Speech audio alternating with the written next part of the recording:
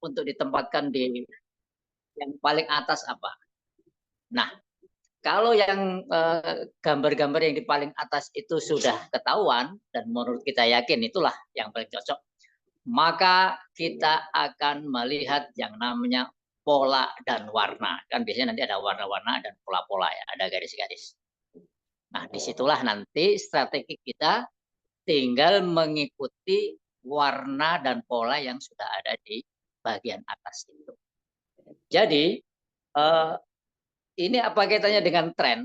Jadi tren itu sebenarnya akan membantu kita untuk membaca pola dan warna bisnis kita, analognya begitu ya. Jadi kenapa kita harus memahami pola? Karena memang disitulah permainan bisnis kita. Kita akan mampu mengontrol, mampu mengatur bisnis kita kalau kita memahami polanya.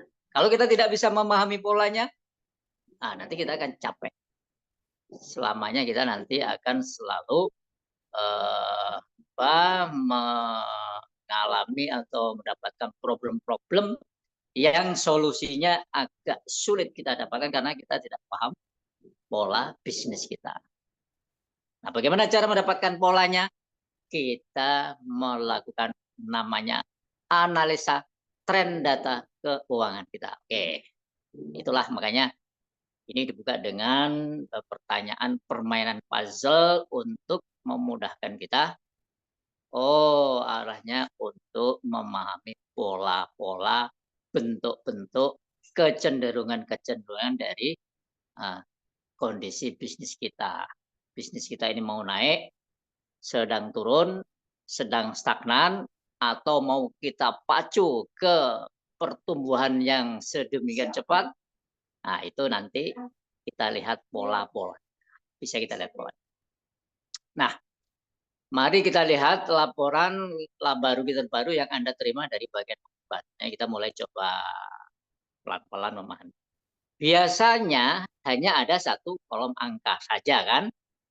Nah, ada penjualan, harga pokok, laba kotor, sewa, biaya-biaya, dan terakhir ini contoh saja ya. Biasanya kalau kita menerima laporan laba rugi kan polanya begitu. Paling atas penjualan, kemudian biaya-biaya di bawah, terakhir ada laba. Oke, lanjut.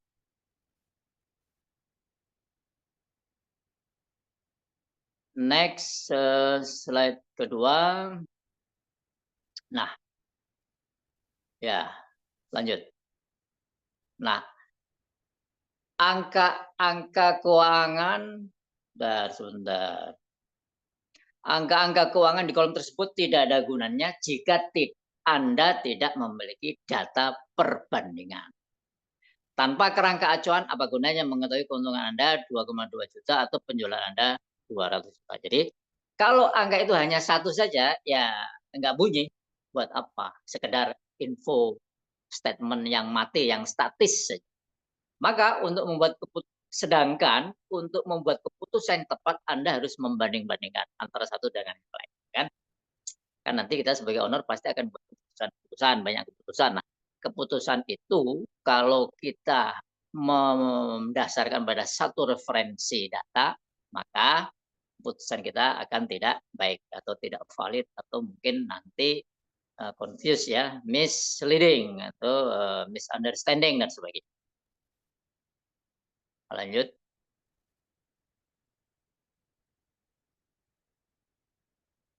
Nah, kebanyakan pemilik bisnis tidak menerima informasi keuangan mereka dalam format yang memungkinkan mereka untuk membanding-bandingkan.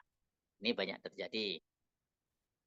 Insya Allah mudah-mudahan teman-teman nanti ketika kita menerima laporan keuangan dari bagian keuangan kita, bagian pembukuan kita, nanti jangan cuma satu angka saja. Oh, laporan keuangan akhir bulan Juni. Sekarang kan bulan Juli ya.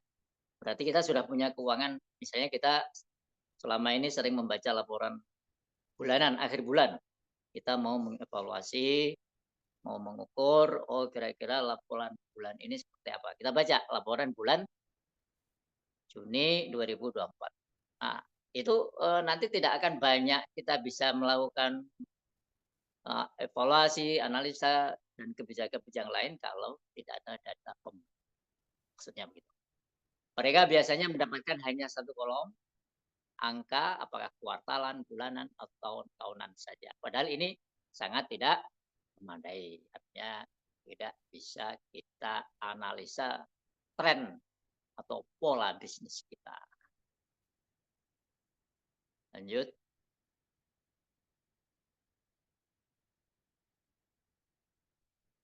Nah, maka pada ini sudah pada halaman kedua ya, pada halaman kedua disampaikan oleh Mr. Kate, kecerdasan bisnis dan keuangan kita dimulai dengan beberapa angka perbandingan selama beberapa periode waktu.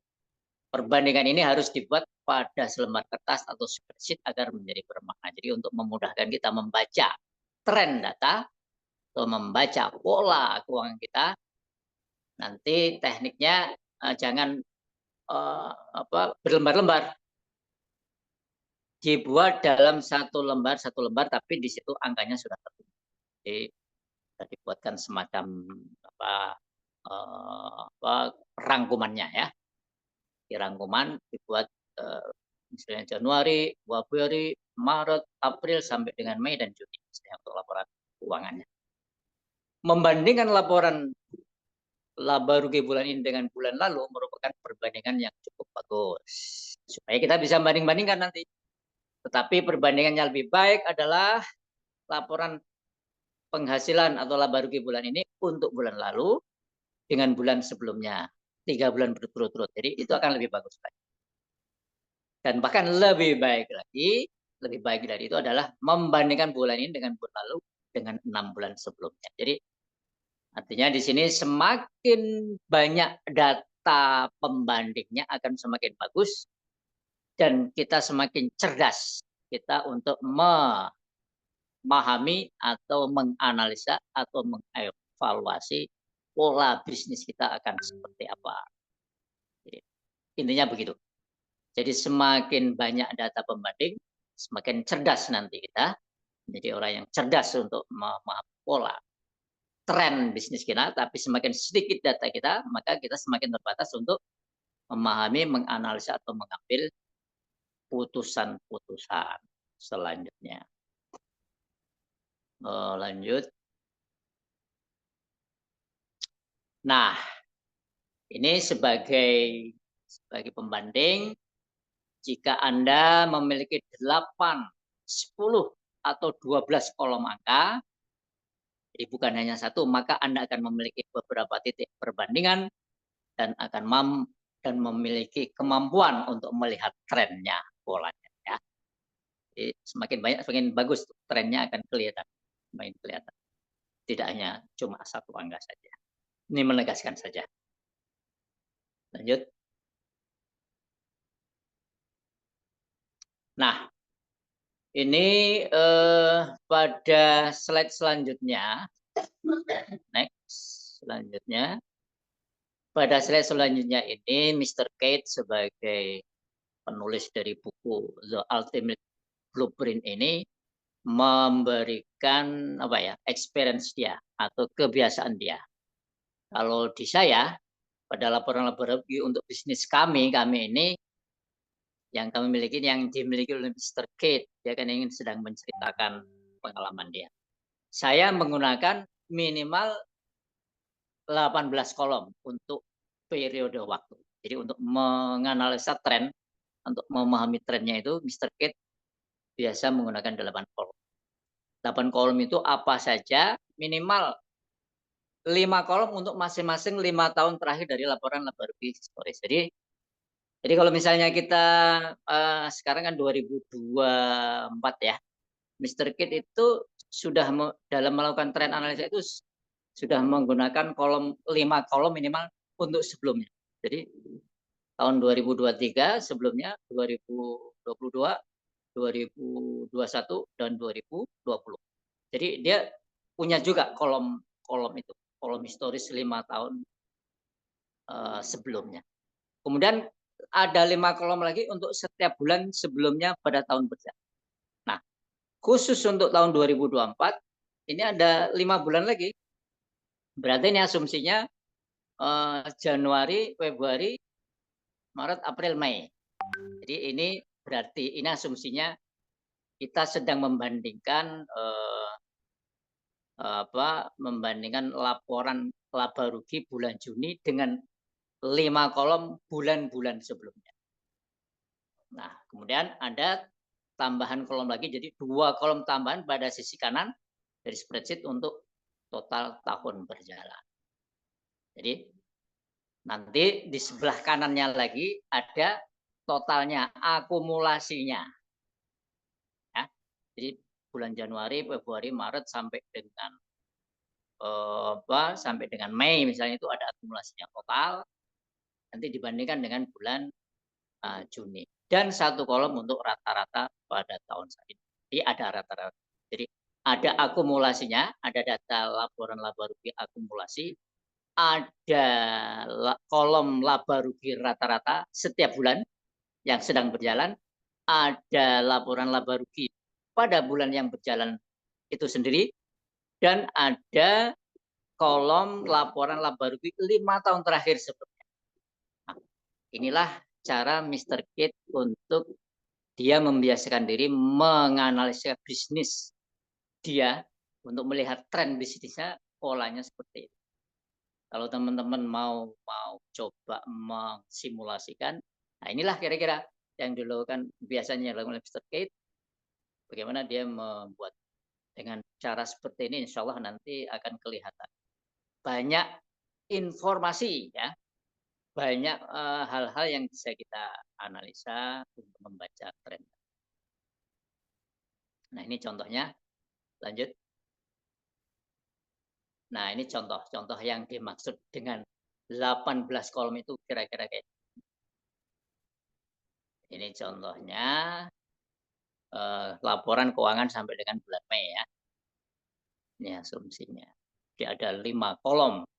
Sebelah kiri yang berarti yang warna kuning itu 5 tahun sebelumnya tuh dia punya data tuh laba rugi tahunan. Contoh omset sama HPP sajalah supaya tidak terlalu sulit ya. Ini bisa dipakai untuk yang lain, untuk neraca, untuk arus kas. Jadi dibuat trennya begini kalau kita mau menganalisa trennya. Kemudian tahun berjalan setiap bulannya ada datanya, kemudian ada akumulasinya. Sebenarnya ada yang kurang di sini. Nanti dari akumulasi ini kalau dirata-ratakan, average-nya bisa kelihatan juga. Nah, nanti kalau kita mau, ini gunanya apa? Oh, gunanya banyak. Jadi kalau kita bahas di sini mungkin pasti teman-teman yang selama ini sudah memiliki data-data keuangan yang mungkin dibantu oleh MDC. Kalau kita punya data seperti ini, insya Allah. Saya nggak tahu, mungkin apakah sampai 5 tahun, mungkin belum ya. Tapi setidaknya arahnya seperti ini. Ini bagus sekali untuk melihat tren. Lanjut. Nah, dengan data seperti tersebut, saya ini Mr. Kate, ya kan, menceritakan pengalaman dia. Saya memiliki banyak poin data perbandingan, sehingga saya dapat dengan mudah melihat apa yang saya lakukan saat ini dibandingkan dengan yang saya lakukan sebelumnya. Jadi laba rugi tahun ini bisa saya bandingkan dengan 5 tahun. Nah, inilah satu-satunya cara untuk mengetahui apakah saya menjadi lebih baik atau lebih buruk. Tentulah ya, kita akan melihat apakah laporan laba rugi kita, HPK kita ini lebih baik atau lebih buruk. Kan sangat jelas bisa dibandingkan kalau kita menggunakan format data seperti tadi contoh. Nah, selanjutnya jika laporan laba rugi tadi cukup rinci, kan nanti bisa dirinci lagi. Penjualan, mungkin penjualan ada yang tunai, ada yang piutang, dirinci lagi. Jika nanti dirinci lebih jauh lagi dalam kaitannya dengan berbagai pengeluaran, jadi termasuk pengeluarannya, maka saya dapat mulai memusatkan perhatian pada di mana ada masalah-masalah dan masalah-masalah apa saja, masalah-masalah tertentu yang bersembunyi. Jadi nanti akan kelihatan tuh, oh ternyata trennya laba rugi saya kok seperti ini ya. Kayaknya ini kalau dibandingkan dengan 5 tahun terakhir ada penurunan nih.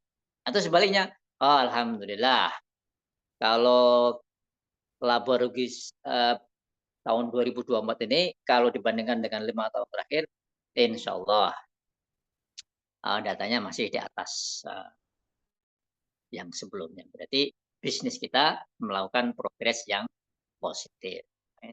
Contohnya seperti bagaimana kita bisa memastikan dan bisa memahami dan menyimpulkan, oke, pola bisnis saya sudah paham seperti ini. Oke, lanjut.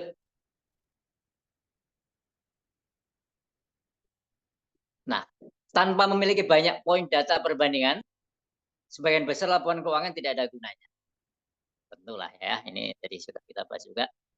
Neraca, laporan laba rugi, dan arus kas Anda semuanya harus menampilkan beberapa periode waktu secara berdampingan agar menjadi bermakna. Jadi nanti laporan tadi itu, contoh yang tadi itu bisa dibuat untuk yang neraca supaya nanti kita bisa lihat, oh tren kas saya seperti ini, tren piutang saya seperti ini, tren persediaan saya seperti ini, tren hutang saya seperti ini. Begitu juga dengan nanti arus kas. Oh, arus kas saya ternyata kalau dibanding-bandingkan dengan tahun sebelumnya seperti ini ya. Oh, berarti ini ada masalah nih. Kelihatannya walaupun aset saya makin lama makin besar, tapi kok arus kas saya makin sedikit ya uangnya, atau free cash-nya kok tidak sebagus sebelumnya ya. Jadi mungkin bisa jadi semakin ke sini atau semakin lebih makin lama mungkin Anda punya cabang lebih banyak, tapi karena pengelolaannya tidak efisien, beban biayanya menjadi lebih besar, sehingga arus kasnya ternyata tidak sebagus dibanding tahun-tahun sebelumnya. Mungkin ini kan berbagai kemungkinan bisa kita lihat kalau kita memiliki data perbandingan dengan banyak titik-titik periode atau dengan banyak titik-titik data perbandingan. Analisis tren, makanya disebutkan analisis tren adalah komponen pertama dari kecerdasan intelijen bisnis. Maka disinilah muncul istilah tren adalah teman Anda. Jadi maksudnya di sini kita sebagai pemilik bisnis, sebagai owner itu ya bersahabatlah atau sering-seringlah data tren ini menjadi teman kita, teman ngobrol. Jadi seolah-olah kita itu sangat akrab dengan tren data ini. Jangan sampai kita sebagai owner bisnis, data kita lengkap, bagian pembukuan kita sudah menyiapkan data dengan tren yang bagus, tapi nggak pernah kita ajak komunikasi, nggak pernah kita cek, nggak pernah kita baca, nggak pernah kita ukur, nggak pernah kita banding-bandingkan, nggak pernah kita evaluasi, sehingga hanya menjadi data di atas kertas saja. Itu jangan sampai. Ini nanti banyak ilmunya yang bisa kita coba pelajari bersama ya. Ketika nanti Anda punya sekian tren data, itu nanti akan sangat membantu Anda dalam mengambil berbagai kebijakan, keputusan, dan juga mungkin mengambil apakah itu perubahan yang radikal, apakah melakukan perbaikan-perbaikan yang radikal, atau mungkin biasa-biasa saja, dan lain sebagainya. Itu nanti akan sangat membantu teman-teman sekalian dalam mengontrol dan mengarahkan kemana bisnis apotek ini akan diarahkan atau akan dikembangkan ke depan. Oke, lanjut. Nah, jadi ini diberikan arahan oleh Mr. Kate. Jadi kunci supaya nanti kita bisa memiliki data yang seperti tadi, yang trennya bisa kita baca dengan mudah dan bisa meningkatkan kecerdasan atau intelijensia dari bisnis kita adalah minimal caranya seperti ini. Jadi laporan keuangan kita, apakah itu laba rugi, apakah itu neraca, apa itu arus kas, itu buatlah dalam 4 format yang berbeda. Jadi cara menyusunnya ini. Jadi satu, harus penyajian pertama harus mencantumkan jumlah total angka dan ininya apa istilahnya mata uang dalam beberapa periode. Sudah tahu lah, sudah pasti ada. Jadi datanya harus dalam bentuk nominal angka, currency-nya atau mata uangnya untuk beberapa periode. Kemudian penyajian kedua, selain angka-angka yang ditampilkan dalam bentuk rupiah nominal, nanti penyajian kedua adalah menghitung rata-rata. Jadi ada rata-ratanya. Kenapa rata-rata? Karena ini nanti akan membantu kita untuk melihat rata-rata. Jadi kalau angka akumulasi itu kan seringkali menipu kita. Kok gede ya? Tapi kalau dirata-ratakan, jadi misalnya kita sekarang ini kondisinya pada bulan Juni sudah 6 bulan. Kalau kita melihat angka akumulasi 6 bulan, oh kelihatan besar. Tapi kalau dirata-ratakan kita kaget. Oh, kok rata-ratanya sebenarnya nggak begitu besar juga ya. Rata-rata nanti dibandingkan dengan rata-rata tahun sebelumnya dan tahun sebelumnya. Nanti akan lebih akurat lagi kita menyembuhkan kira-kira bisnis saya ini lebih baik atau buruk ya banding atau berdasarkan data. Lanjut, jadi dalam bentuk nominal disajikan, dalam bentuk rata-rata juga disajikan. Yang ketiga, disajikan dalam bentuk prosentase. Ini juga akan sangat membantu. Karena kalau data itu ditampilkan dalam bentuk prosentase, kita akan bisa juga dengan akurat, oh ternyata kalau diprosentasekan itu sekian persen. Karena kalau semuanya dalam bentuk rupiah, kita nggak bisa banding-bandingin tuh. Misalnya HPP kita tren HPP kita kalau dalam bentuk persentase berapa? Kalau dalam bentuk nominal kan pusing kita ya melihatnya ya. Tapi kalau persentase HPP ada persentase penjualan, kemudian dibuat dalam sebuah tren, kelihatan tuh oh HPP-nya itu ternyata naik turun persentase. Persentase yang naik turun ini nanti ada ininya, ada maknanya. Oh ternyata suatu saat bisnis ini HPP-nya sempat membesar ya. Tapi kok turun lagi ya? Kenapa ini? Nah, itu nanti bisa menjadi evaluasi dan analisa kita. Oh, ternyata dengan turun naiknya HPP ini mempengaruhi prosentase laba. Jadi ketika HPP itu prosentasenya besar, laba kita cenderung kecil. Demikian sebaliknya, ketika tren prosentase HPP itu kecil, oh ternyata itu membuat laba kita semakin besar. Jadi kita paham dan bisa memahami tren-tren dari bisnis. Dan yang keempat, data itu disajikan dalam bentuk, nah ini yang paling bagus ketika kita memiliki bisnis yang itemnya banyak itu bisa dalam bentuk per unit. Jadi penyajian keempat atau format keempat dari laporan laba rugi itu, laporan laba rugi bisa juga neraca, bisa juga arus kas itu dalam bentuk per unit. Ini akan lebih akurat lagi membantu kita menganalisa bisnis kita. Jadi datanya bisa dalam bentuk rupiah secara secara mutlak, angka mutlak ya. Kemudian dalam bentuk prosentase, dalam bentuk rata-rata. Jadi ada rupiah nilai mutlaknya, ada nilai rata-ratanya, ada prosentasenya, dan ada data per unit. Itu nanti masing-masing akan memiliki fungsi sendiri.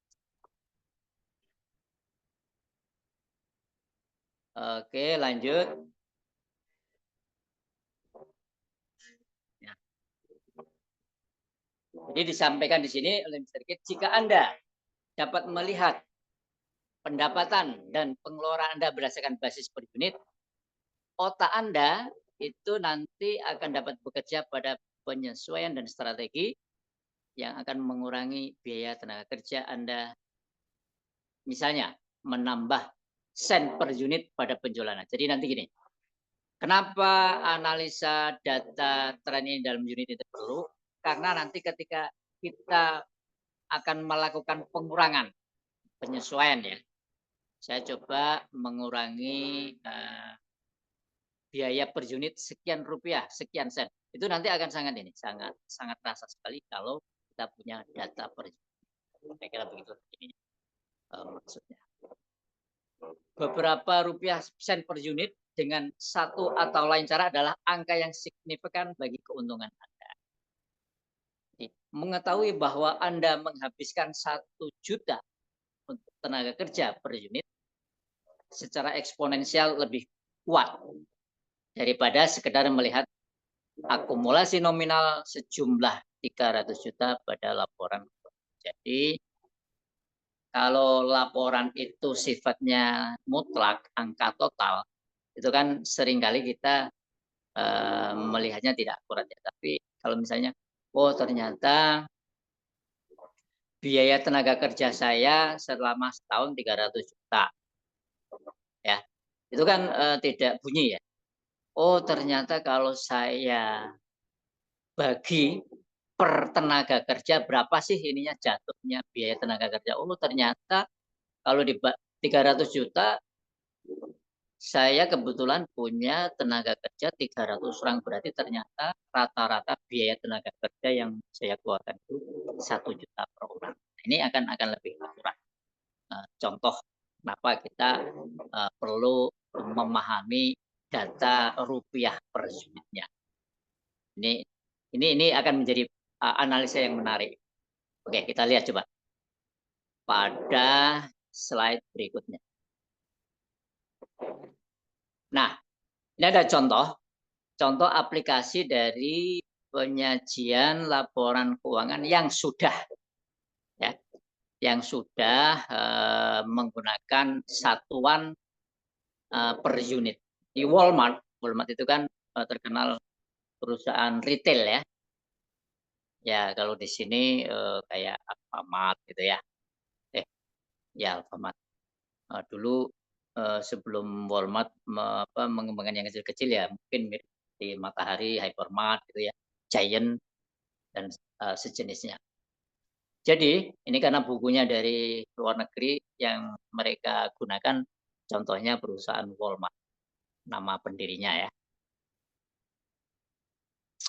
Jadi Mr. Walmart ini telah menyempurnakan seni penjualan atau analisa biaya per unit. Seperti organisasi sukses manapun yang telah menunjukkan keberhasilan yang berkelanjutan, Walmart adalah orang yang suka mengukur. Nah, ini contoh orang yang suka mengukur, melakukan aktivitas mengukur, ini Mr. Walmart di bisnisnya. Saat mereka mengisi stok di toko mereka, mereka mengajukan pertanyaan seperti ini. Jika kita menambah ukuran luas persegi sebesar 2 inci untuk lokasi stok Coca-Cola, dan kita mengurangi 2 inci dari Pepsi, apakah kita menuju ke arah yang benar dalam hal penjualan per luasan persegi area untuk lokasi stok yang ada? Jadi mereka ini para karyawannya itu saking detailnya dalam menganalisa data itu, setiap mereka mengisi stok itu selalu bertanya seperti itu. Kalau misalnya lokasi per square meter untuk Coca-Cola ini kita kurangi 2 inci, ya kan dia menjual banyak produk nih. Ada Coca-Cola, ada Pepsi, ada yang lain. Ya ini contoh membandingkan kira-kira ini lokasi luasan stok untuk Coca-Cola kita kurangi, ya. Kita tambah di Coca-Colanya kita tambah, kemudian Pepsi-nya kita kurangi. Itu kira-kira penjualannya lebih bagus mana ya? Ini contoh saking mereka ini sudah mengukur efisiensi per lokasi luasan stok untuk produk-produk itu sudah ada analisa. Mereka selalu bertanya, selalu mempertanyakan, Mr. Walmart, kalau misalnya Coca-Colanya dikurangi, lokasi stoknya, ditambah, kemudian Pepsi kita kurangi, itu kira-kira lebih bagus mana? Nah, kira-kira ini contoh-contoh pertanyaannya dari Mr. Walmart yang selalu disampaikan atau di-challenge kan kepada para pengelola, manajer pengelola di toko di jaringan Walmart. Lanjut. Nah, Sebegitu spesifiknya mereka tahu persis berapa banyak rupiah per ya, perluasan persegi yang dihasilkan Pampers dalam pendapatannya dan berapa banyak rupiah perluasan persegi yang dihasilkan Hughes. Jadi ini mereka bandingin nih. Tadi membandingkan antara mana yang lebih efektif, yang lebih menambah luasan untuk stok Coca-Cola atau mengurangi stok Pepsi. Ini untuk misalnya untuk produk Pampers. Ada dua pemain besar, ada Pampers, ada Huggies ya. Kira-kira mana ini yang perlu ditambah? Yang Pampers atau yang merek Huggies supaya penjualan kita semakin bagus. Ya, mereka selalu banding-bandingin. Kalau mungkin Pampersnya lagi sepi, ya udah per meter square-nya dikurangi, Huggies-nya kita tambah dan begitu seterusnya. Artinya begitu sampai spesifik mereka mengukur tren-tren data keuangan per produk dari item-item barang yang mereka jual. Nah, inilah contoh aplikasi dari tren tadi ya. Mereka sudah punya sampai ke per unit masing-masing produk yang mereka pasarkan, yang mereka keluar. Dan mereka tahu apa yang terjadi jika pas tadi crash dipindahkan ke atas atau ke bawah dari rak atau lebih dekat ke paling ujung atau lebih tengahnya. Termasuk mereka itu sering melakukan simulasi. Kalau pasta gigi ini saya pindahkan ke bawah, nanti dampaknya kayak apa? Kalau kita dekatkan ke lorong ujung, kira-kira dampaknya seperti apa? Atau lebih bagus kalau di tengah ditaruh di tengah-tengah aja. Mereka sudah punya simulasi. Mereka sering melakukan simulasi sampai ke per unit dari cara meletakkan barang-barang yang mereka jual. Ini adalah contoh dari analisa-analisa yang sudah menggunakan basis per unit dari produk yang mereka jual belikan. Oke, lanjut. Kita sudah lewat dikit ya. Ini tinggal beberapa lembar lagi. Ini sudah di lembar kelima, kan cuma 6 lembar ya. Oke, lanjut. Nah, melakukan penelitian dan pengembangan untuk R&D, penelitian dan juga penduplikasian terhadap apa yang dilakukan oleh perusahaan-perusahaan besar adalah ide yang bagus. Dan semua perusahaan besar mengukurnya sudah berdasarkan per unit. Nah, ini kesimpulannya. Ini bagus nih menurut Mr. Kit. Kalau bisa kita kalau memungkinkan data kita nanti ditampilkan dalam per unit, ini akan sangat membantu kita untuk melakukan R&D, pengembangan atau penduplikasian. Mengukur pendapatan dan pengeluaran per unit selama periode waktu yang lama adalah ide yang akan mengubah permainan, yang menyalakan pemikiran Anda dan memberikan keuntungan pada Anda. Jadi ini nanti akan membuat banyak ide-ide itu. Ternyata iya ya. Kalau ini per unitnya ini kita rubah, ini kita tambah, ini kita kurangi, mana yang lebih menarik, mana yang lebih untung. Nanti kira-kira kita akan pikiran kita itu kita terpacu untuk melakukan simulasi-simulasi yang lebih bagus dan lebih bagus. Jadi R&D kita itu research dan development kita setidak-tidaknya akan terbantu dengan tren data yang sudah menggunakan basis unit. Lanjut. Itulah mengapa saya membuat kunci daripada akhir review data ini ditutup dengan sebuah kesimpulan-kesimpulan. Mr. Kit bilang, itulah mengapa saya membuat kunci alat lembar kerja analisis tren keuangan. Nah, Mr. Kit sudah punya ini. Ini Anda dapat menemukan lembar kerja analisis tren kami sebagaimana yang ada dalam CFO Scoreboard. Jadi sebenarnya CFO Scoreboard yang kemarin kita bahas pada bab berapa itu juga ada contoh lembar analisa tren keuangannya. Jadi kalau kemarin kan sifatnya rasio-rasio, nanti pada lembar berikutnya ada dilengkapi dengan analisa tren keuangan. Maka mulailah menggunakan hari ini, menggunakan analisis tren itu, dan Anda akan terkejut dengan kejelasan dan pandangan yang Anda miliki tentang angka Anda. Kita akan sangat terkejut kalau kita sudah terbiasa menggunakan alat kerja analisis tren keuangan kita. Lanjut.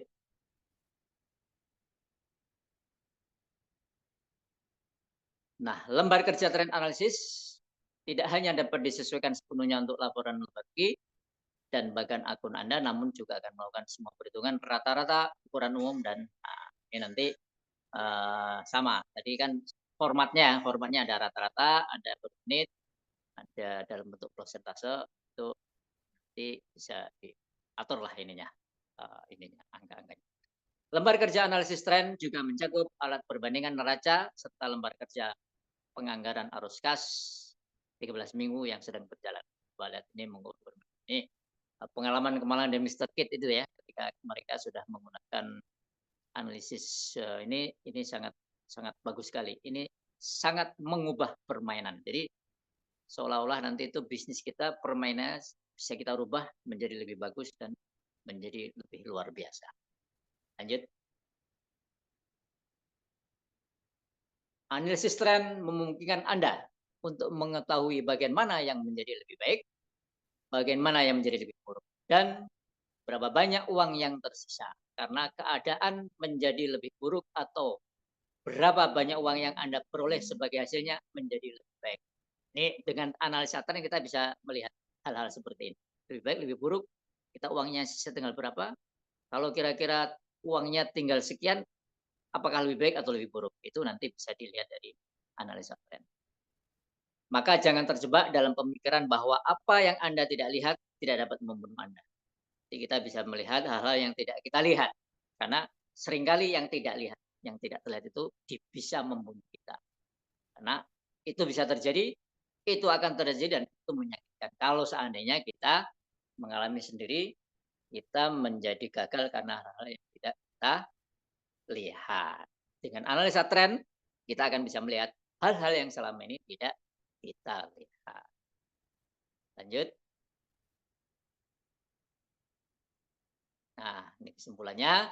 Setelah Anda mengumpulkan informasi yang benar dan menggabungkannya di satu tempat terpusat, peluang Anda untuk berhasil memecahkan teka-teki ini meningkat secara dramatis. Ini adalah kesimpulan dari kita mengumpulkan angka-angka, menggabungkannya dalam satu tempat. Itulah yang namanya analisis tren. Semuanya dimulai dengan mengatur dan menyajikan informasi sehingga Anda dapat melihat trennya. Intinya, terserah kita menggunakan pola seperti apa, yang penting kita sajikan informasi keuangan itu dalam bentuk data yang kita bisa melihat tren.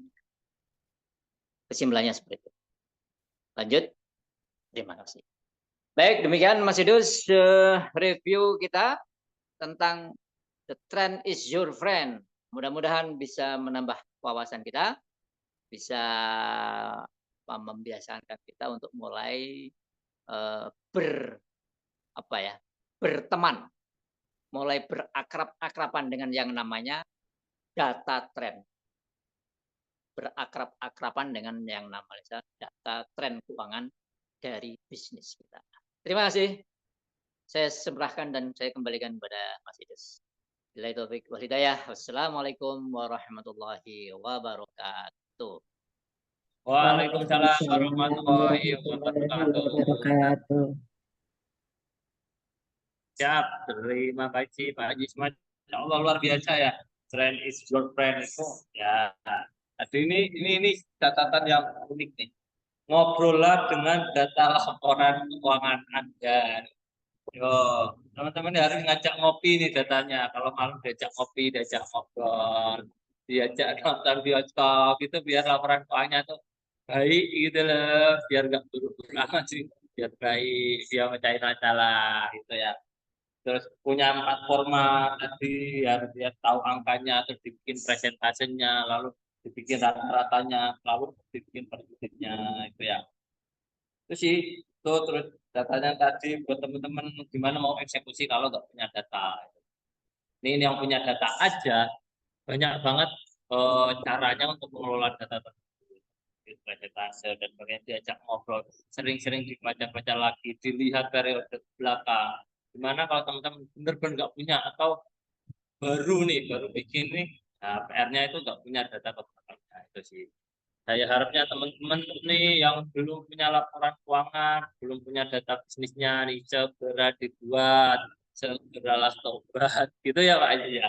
Karena ya namanya bisnis kita mau eksekusi apa itu harus beri data gitu loh teman-teman, nggak yang menurut asumsi, oh kelihatannya penjualannya turun, oh kelihatannya omsetnya turun. Apakah benar seperti itu? Kalau iya, dari mana sih turunnya gitu loh. Biar tuh tim tim pelayanan tuh nggak yang disalah-salahin loh. Wah turun nih kalian masih jelek nih. Pelayanannya buruk, barangnya kosong, ordernya sih. Yang order gimana sih? Tim purchasing-nya gimana sih? Gitu. Jangan timnya nih yang malah kena semprot gara-gara nah punya data lah ya. Jadi nggak tahu yang masalahnya di mana. Itu ya. Terima kasih Pak Ajis luar biasa dan insya Allah menginspirasi buat teman-teman. Oke, Terima kasih kita kembali, Mas Idris. sama-sama Pak Ajis. Kita lanjut ke sesi yang kedua yang akan dipandu oleh moderator cantik kita, Bu Sinta. Halo Bu Sinta. Guys. Halo, Gimana Bu yes. Sinta? Kabarnya Jelas sehat? suara saya? Oh, jelas Bu Sinta, jelas. Ya, terima kasih Mas Idus. Gimana Mas Idus? Aman, monggo Bu Sinta. Oke, baik, terima kasih untuk waktunya Mas Idus. Assalamualaikum warahmatullahi wabarakatuh. Selamat sore. Terima kasih ya untuk teman-teman yang di sini sudah hadir di MDC sampai dengan episode sampai hari ini, nggih. Episode berapa Mas Idus ya hari ini ya? Episode 24 Bu Sinta. Episode 24. Nggih. Seperti biasa di season saya itu saya ini ya menyambut bintang tamu. Nah, bintang tamunya ini kalau kemarin-kemarin itu selalu ibu ya, selalu ibu-ibu gitu ya. Nah, sekarang hari ini adalah eh bapak gitu ya. Biar, biar ada yang berbeda gitu ya. Tidak ibu-ibu, kalau ibu-ibu kan jagung ngerumpi ya biasanya. Nah, ini kita bintang tamu kita hari ini adalah Bapak dan beliau ini eh, owner dari Apotek Alhami ya, yang apoteknya itu beroperasi sekitar kurang lebih hampir 4 tahun ya. Kita sambut bintang tamu kita sore hari ini, Bapak Ditya Esto Atnowo. Gitu ya. Monggo silakan Pak Ditya. Silakan. Assalamualaikum. Terima kasih Mas Ditya sudah berkenan hadir ya untuk sore hari Iya, ini Bu. di sela-sela kesibukannya. Eh, Monggo Mas Ditya kalau mau memperkenalkan diri dulu karena saya Oh, iya, hanya iya. singkat dan padat. Monggo silakan perkenalkan diri. Baik, Bu. Sebelumnya suaranya jelas ya, Bu? Suara saya Jelas, jelas nggih? jelas, Oke. jelas, siap. Assalamualaikum warahmatullahi wabarakatuh. Perkenalkan, saya Ditya Istoatnowo, ownernya Apotek Alhami Farma yang berlokasi di Banjarnegara, Jawa Tengah. Selain owner juga saya merangkap sih sebenarnya di bagian purchasing-nya masih saya handle sendiri. Jadi, untuk hari ini mungkin saya pengen sharing lah pengalaman saya dari awal saya megang purchasing dulu sampai sekarang. Kemudian apa aja sih perkembangannya dari purchasing saya yang dulu sampai sekarang sudah seperti apa gitu sejak eh, menggunakan laporan keuangan ini yang mana menurut saya itu membantu banget gitu Bu. Oh, oke, siap, siap. Ya, Oke. Terima kasih untuk perkenalan dirinya, Mas Ditya. Luar biasa sekali ya. Eh, Purchasing-nya ditangani sendiri gitu ya. Saya ya, sudah tidak bisa membayangkan, walaupun saya seorang keuangan ya, saya nggak bisa membayangkan untuk gimana ngelolanya, karena saya yakin ya, pasti walaupun purchasing di tangan sendiri kan nggak fokus di purchasing aja, pasti di tempat di eh, pos-pos yang lain gitu. Nah, eh, cuma di sini di season ini kita nanti pastinya akan mendengarkan apa yang disampaikan Mas Ditya tadi ya, gimana terkait sama pengelolaan apotek ya. Jadi monggo nanti silahkan di apa namanya sharing untuk teman-teman di sini. Sekiranya nanti misalnya ada teman-teman di sini yang karena waktu kita terbatas ya, hanya sampai dengan jam 5.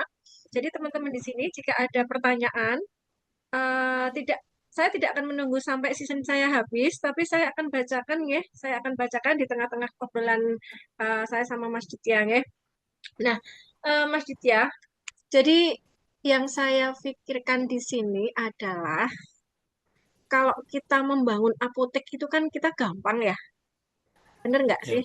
Jadi setiap orang Ya, punya uang itu kan bisa nggih bangun apotek gitu ya. Dimanapun mau bentuk yang bagaimana gitu tuh pasti bisa ya. Cuma untuk mengelola kemudian mempertahankan kelangsungan hidup apotek itu sendiri itu yang sangat-sangat sulit ya. Mungkin dari segi SDM-nya gitu ya, SDM-nya, kemudian keuangannya, dan yang paling penting itu adalah manajemen ownernya sendiri. Seperti itu. Nah, eh, dan saya yakin hampir 4 tahun ini pastilah banyak ya cerita-cerita yang wah, pasti luar biasa ya, jatuh bangunnya gitu ya, seributnya kayak apa, terus kemudian sampai memutuskan sekarang membuka cabang baru lagi gitu. Oke. Nah, monggo silakan waktunya saya serahkan ke Mas Ditya. Monggo cerita sebanyak-banyaknya, sedetail-detailnya, selengkap-lengkapnya ya Mas Ditya ya. oke. Monggo silakan Mas Ditya. Ibu, terima kasih.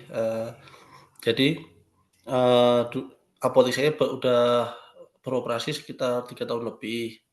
Nah, kebetulan untuk dari awal itu yang memegang purchasing adalah istri karena beliaulah yang apoteker, jadi memang punya basic mengerti terkait obat-obatan. Sedangkan saya sendiri jujur nggak paham sama sekali Bu. Jadi emang di awal-awal itu benar-benar semuanya dikerjakan sama istri gitu. Jadi apa ya, lambat laun saya juga belajar kok saya nyamannya adalah di bagian yang purchasing ini. Kenapa? Karena kalau pelayanan jelas istri jauh lebih jago, jauh lebih ngerti.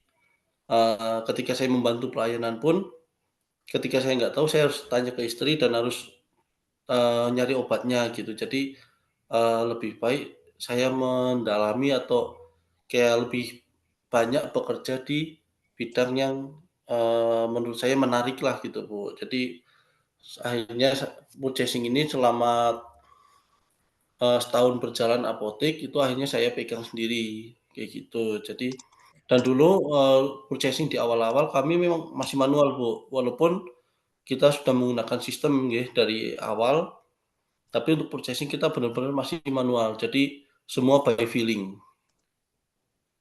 Kira-kira obat apa yang udah habis, oh ada beberapa obat habis, order. Termasuk obat-obat yang belum habis, kira-kira, oh ini kayaknya mmm, butuh order, seperti itu. Nah itu berjalan selama kurang lebih 1 tahun. 1 tahun, di tahun kedua itu berjalan, awalnya mungkin rasanya oke-oke aja, fine-fine aja, karena ketika kita order, barang datang, ketika perlu bayar pun, ada uangnya gitu. Cuman, masalah itu muncul ketika di tahun kedua, kita tuh ngerasa kayak kita bayar ke PBF aman, kita punya uangnya lah istilahnya untuk, bayar obatnya. Tapi Ya, kok kayak nggak ada untungnya. Kayak uang masuk dari omset itu semuanya buat bayar PBF, seperti itu. cuman lewat gitu ya. Iya, cuman lewat aja gitu. Padahal ya kita, buka apotek juga pengen nikmatin lah walaupun cuman sedikit gitu. Tapi itu benar-benar waktu itu nggak bisa sama sekali. Benar-benar harus strict karena, uang yang masuk benar-benar ngepas untuk bayar, eee, inkaso atau hutang barang gitu. Terus lambat laun kita coba cari cara gimana, memperbaikinya, cuman memang, belum ketemu gitu Bu, dan pada akhirnya, ikut sekolah jenderal, di situ diajari untuk template order segala macamnya, termasuk ada keuangan juga, di situ saya mulai paham kalau ternyata dari setiap order, hal-hal terkecil baik di order misalkan order satu barang pun, itu ada hitung-hitungannya, Bu. Hmm, Seperti itu. Jadi mulai setelah itu benar-benar saya coba buat berbenah di bagian purchasing-nya, saya benahi. Cuman waktu itu memang, pembenahannya masih secara feeling juga, Bu, hmm, karena kita belum punya datanya. hmm. Jadi, data-data terkait barangnya overstock lah atau, eee, cash flow-nya nggak aman atau bagaimana itu belum ada. Hmm. Jadi masih tetap by feeling, cuman sudah mendingan. Seperti itu. Terus pada akhirnya ditawari waktu itu untuk ikut jasa keuangan, kita tertarik. Yang ikut jasa keuangan pertama itu, Bu, masih ingat saya, ketika rapat bulanan Bu Sinta langsung menghajar kami dengan, "Mas, ini stoknya banyak banget." Dan itu di Ya. situ kita baru paham kalau masalah kita di stok ini, itu overstock-nya, Bu.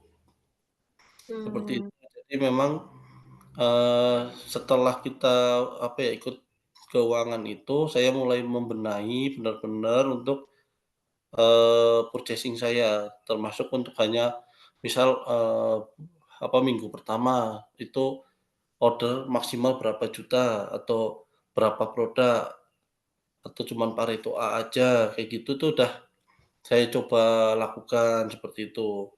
Nah, pada akhirnya setelah melakukan itu sedikit demi sedikit, alhamdulillah sampai sekarang mulai membaik dan, ketika kemarin ikut MDC yang kedua kalinya, melihat dari data-data di laporan keuangan, alhamdulillah udah bisa nafas, Bu. Ya, oke, Bu. oke. Tapi Nah, pastinya kan waktu ini ya, Pak Ditya, pada saat ini ya, pada saat pegang purchasing, fokus ke purchasing, Mas Dityanya kan fokus ke purchasing ya. ya, Kemudian ya, pasti ada beberapa pos yang dikalahkan, kan pastinya begitu, ya kan? iya, Misalnya keuangan, pasti kan ada beberapa catatan yang ya terlewat-terlewat gitu ya, karena fokusnya ke betul, Bu. purchasing. Nah, waktu itu tolok ukurnya pakai cuma uang masuk sama uang keluar gitu berarti. Cuma cash Betul, flow Bu. aja untuk Cashflow aja. jadi dengan itu merasa, oh saya untung, saya rugi, seperti itu ya. Betul, jadi, ngerasa, wah bulan ini pembeliannya sekian, membayar apa, Mm-mm. Uang omsetnya sekian, masuk gitu. harusnya untung, seperti itu. Oh gitu. Nah, setelah Iya.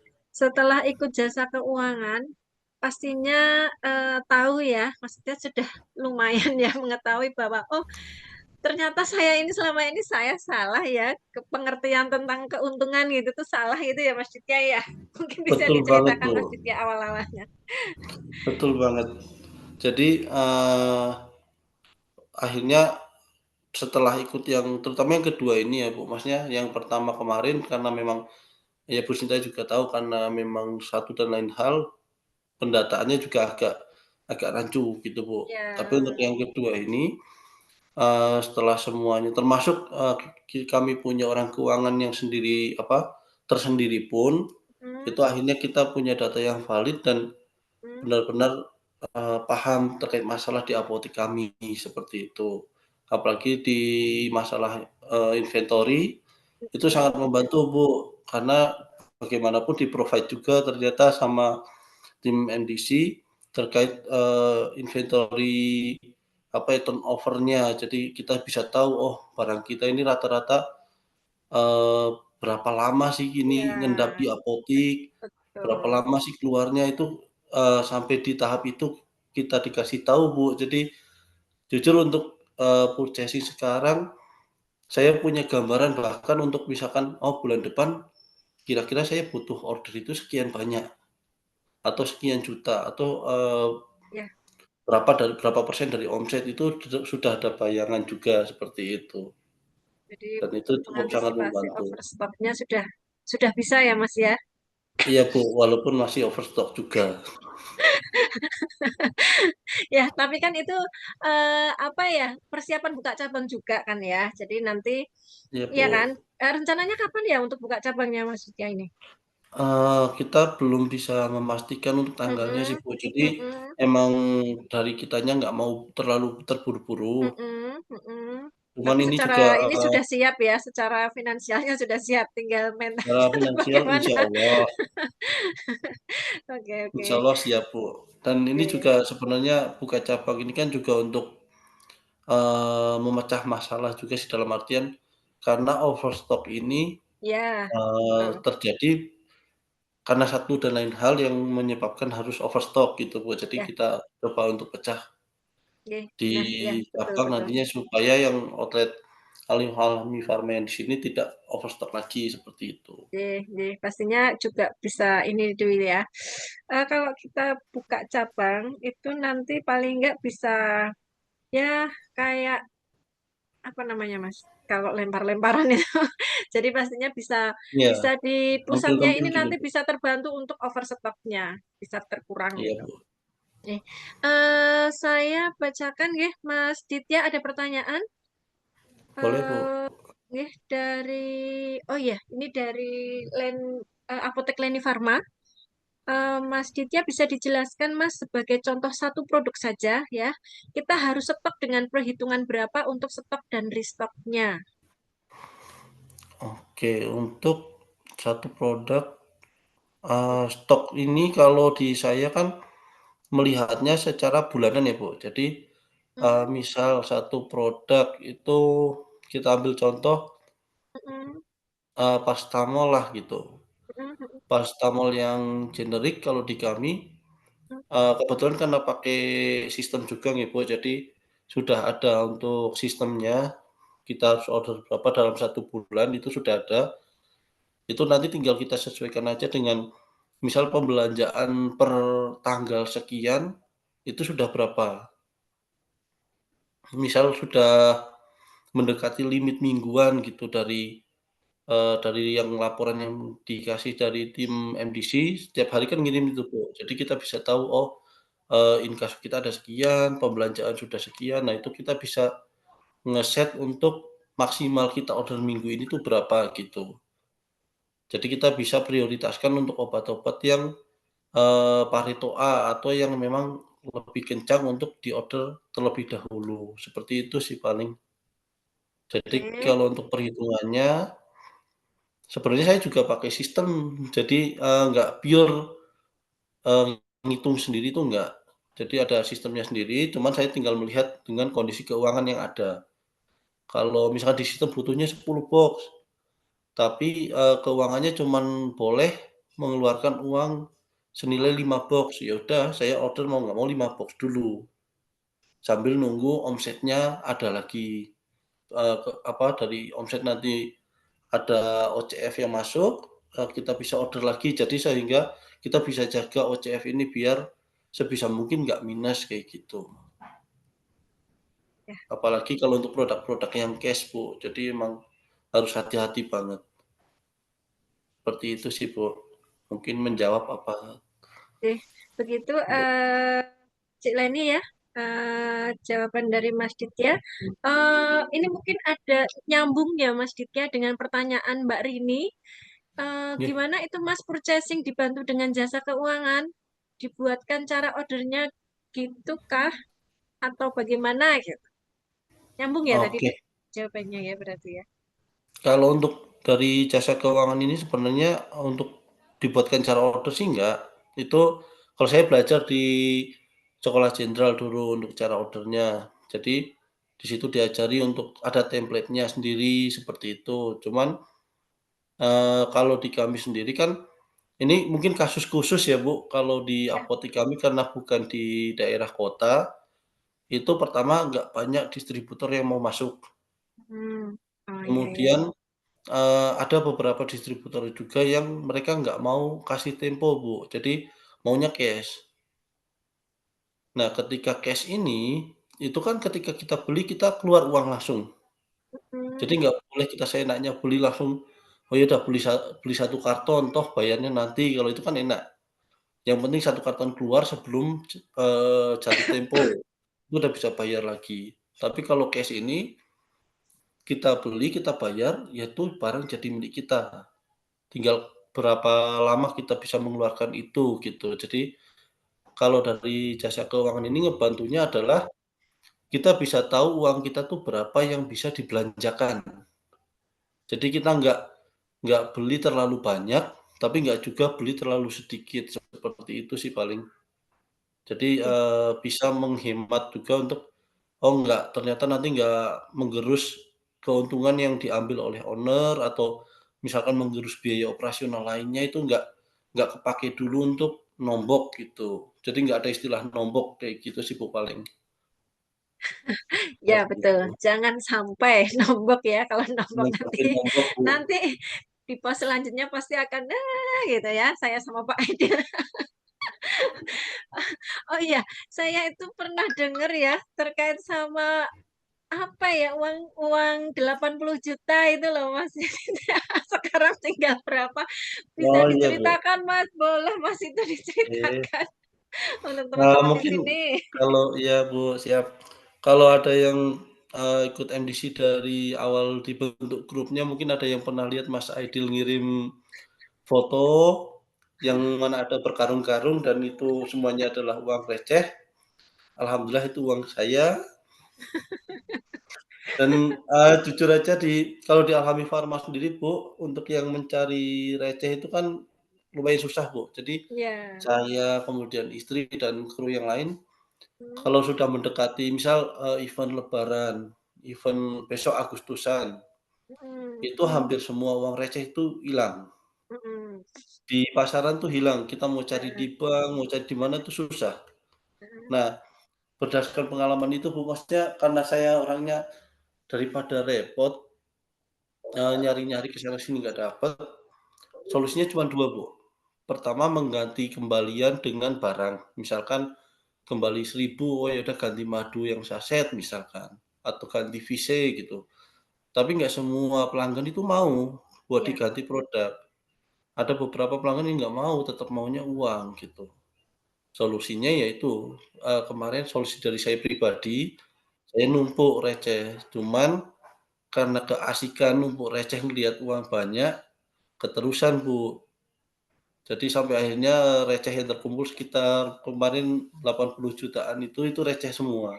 receh semua makanya. Jadi memang, ya kalau saya mikirnya sih kemarin, hitung-hitung nabung lah Bu, di dalam bentuk receh karena udah dipisah gitu kan.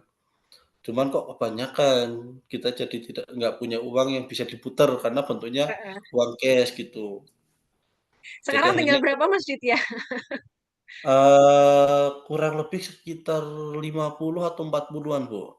40 juta ya? Belum iya, belum Masih belum berkarung-karung ya iya. itu ya? Itu seribuan ya? Kalau karungannya Seribuan udah gitu? enggak, Oh udah enggak? karungannya udah enggak Bu, tapi masih satu lemari. Satu lemari sama aja. Kalau dikarung bisa dikarung-karung. Gitu Bu. Jadi, alhamdulillah kemarin, ya dari apa, eee, dari Bu Sinta dan Mas Aidil juga kan, bilang untuk, "Ayolah itu jangan kebanyakan." Oke kita kita keluarkan dalam bentuk ya kita dalam kembalian gitu. Jadi memang nggak ada kita tukar lagi ke bank minta yang nggak receh atau kita masukin ke bank itu nggak ada, Bu. Jadi memang kita Simpan tetap aja ya gitu ya? udah pantau aja. Jadi kita perketat pelan-pelan seperti itu. Oke, Itu oke. sih, Bu, paling. Oke, menarik sekali ya. Saya tertarik. Saya itu mau apa ya? Mau memenuhin celengan saya aja pakai receh itu kok nggak penuh-penuh gitu loh. Lah ini sampai 40 juta, 80 juta. Luar biasa sekali. Mungkin saya kapan-kapan bisa nuker ya, langsung saya penuhkan ke celengan saya gitu ya. Ya, Bu. Oke. Oke, satu lagi Mas Ditya dari Cik Leni lagi. Ya, untuk menutup session kita di sore hari ini. Jadi pertanyaannya adalah, apakah ada pertimbangan untuk stok obat lebih lama, Mas? Gitu. Misal kita ditawarin distributor, obat ini akan naik, lalu kita stok gitu ya, sehingga kita juga dapat keuntungan dari stok barang. Gitu. Oke, kalau untuk pertimbangan untuk stok obat lebih lama itu jelas ada sih, Bu. Jadi, nah ini juga fungsinya, laporan keuangan di kami. Jadi, karena saya tahu, oh, pembelanjaan saya minggu ini agak kurang banyak. Maka di minggu depan saya bisa ngepost lebih banyak lagi untuk obat-obat yang memang kencang. Seperti sekarang mungkin kalau saya kurang tahu kalau di tempat teman-teman semua, kalau di tempat kami ada beberapa lagi banyak banget obat yang pada kosong, Bu. Cuman memang obat-obat yang, kosong ini karena kita kemarin cicil stok lebih banyak, jadi kita juga habisnya itu lebih lama ketimbang teman-teman di apotek lain. Jadi ada beberapa di apotek temen udah bilang udah habis segala macam itu di kita masih ada, seperti itu dan, itu jadi keuntungan yang lumayan enak sih dalam artian untuk pelanggan, jadinya tahu kalau di kita itu emang stoknya lumayan banyak gitu, jadi lumayan enak. Mereka akan balik lagi ke sini gitu. Itu dari satu sisi. Kemudian dari sisi selanjutnya juga, eee, kalau saya dan istri itu selalu gini sih, terkait, apa, untuk stok obat ini, kita percaya kalau kita stoknya sedikit, ya yang kejual sedikit. Tapi ketika kita stoknya lumayan banyak, asal nggak kebanyakan, itu kita bisa mengusahakan untuk itu keluar, seperti itu. Jadi, di satu sisi juga, stok kita nggak terlalu banyak, tapi kita bisa mengusahakan dalam artian, itu untuk stok 1 bulan lah paling nggak. 1 bulan atau sampai 1,5 bulan itu stok kita udah aman. Jadi ketika kita misalkan ada sesuatu yang membuat kita nggak bisa order, itu Mm-mm. bisa tercover untuk 1,5 bulan ke depan, seperti itu. Oke. Seperti itu sih, tapi lebih ke untuk barang-barang tertentu yang, apa ya, turnover-nya cepat gitu. Jadi nah ini juga, di jasa keuangan kan ada untuk ITO ya, Bu. Ya, Itu itu. sangat membantu sih, Bu. Jadi kita tahu, oh itu kita lumayan panjang, kita harus pendekin dulu biar stoknya aman. eh, Kalau itunya lumayan pendek atau bahkan kependekan, ya sayanya itu yang juga capek berbahaya sebagai juga, ya. purchasing, harus order terus gitu. Tiap hari harus mantengin, laptop buat order, kayak gitu kan capek juga, Bu. Nah, jadi kita ambil jalan tengahnya, ambil itu yang menurut kita, oke ini stoknya aman untuk 1 sampai 1,5 bulan lah ke depan, seperti itu. Oke. eh, Apakah sudah Seperti cukup, itu Mas sih. Ditya, jawabannya? Iya, dari saya sih cukup Cukup itu, ya. Bu. Mungkin Demikian ya, Cileni untuk jawaban dari Mas Ditya. Mudah-mudahan sangat membantu. Eh, Baiklah, karena waktu kita sudah lebih ya dari yang season kita kan harusnya sampai jam 17 nih. Tapi jam 17 ini sudah lebih. Jadi sebelumnya saya ucapkan terima kasih ya Mas Ditya atas terima kasih sama-sama. ya untuk sharing-sharingnya. Terima kasih sudah mau menjadi bintang tamu di sore hari ini dan saya harapkan next kalau diundang lagi mau ya Mas, berkenan ya Mas untuk sharing-sharing Insyaallah, yang lain lagi, nggih. kalau ada waktunya. Seperti itu, nggih. Nggih, sekali lagi terima kasih Mas Ditya. Karena memang season saya sudah cukup ya Mas Idus, saya kembalikan waktunya kepada Mas Idus. Monggo silakan Mas Idus. Oke, terima kasih Bu Sinta dan Mas Ditya. Luar biasa nih. Purchasing-nya dilihat juga dari kemampuan ordernya. Nah ini banyak banget teman-teman di sini yang ordernya masih sembrono, yang penting ini laku kok order aja gitu tanpa melihat kemampuan untuk membayarnya itu. Nah, itu banyak banget yang terjadi seperti itu. Apalagi yang diiming-imingi dengan hadiah atau cashback atau diskon gede itu banyak banget gitu loh. Nah, itu menemukan kasus seperti itu ya. Itu mungkin teman-teman segera deh sadar gitu loh. Segera sadar, segera dapat hikmahnya bahwa order itu tuh harus punya strateginya seperti yang dijelaskan Mas Ditya tadi, punya template-nya, punya cara hitungnya tersendiri yang nyaman. Kan Mas Ditya berada di daerah yang nggak mau tempo atau PPF-nya agak mudah untuk masuk. Nah, Mas Ditya buat template-nya sendiri untuk order yang dikombinasikan dengan laporan keuangannya. Apakah mampu nggak sih order 10 box tadi? Oh ternyata nggak mampu, ya oke, kurangi 5 box dulu. Nah kalau nanti uang cashnya udah ada, kelihatan udah ada lagi, dan nambah, nah order lagi. Itu teman-teman caranya ya. Jadi nggak bikin kepala cenut-cenut gitu loh.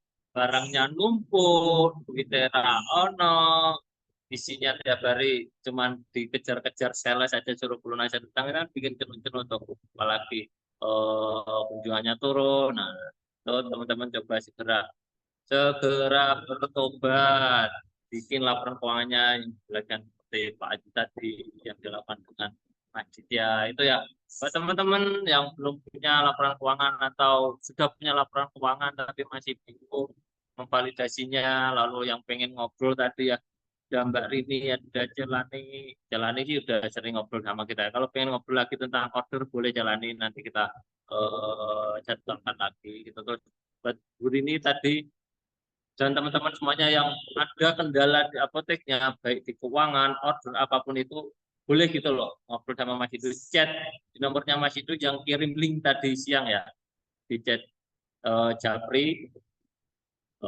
bilang aja Mas Idus saya pengen diskusi atau pengen ngobrol tentang apapun, insya Allah Mas Idus bisa fasilitasi gitu ya, siapa tahu bisa memberikan solusi atau enggak setidaknya mengeluarkan unek-unek ya. Tapi kalau Mas Idus nggak bisa nih, Mas Idus akan coba bantu fasilitasi ketemu dengan Bu Sinta atau Mas Aidil gitu. Itu ya teman-teman semuanya, boleh japri Mas Idus saya pengen ngobrol, saya pengen ngobrol gitu. Nah, siapa yang dapat manfaatnya di MDC Forum episode 24 hari ini?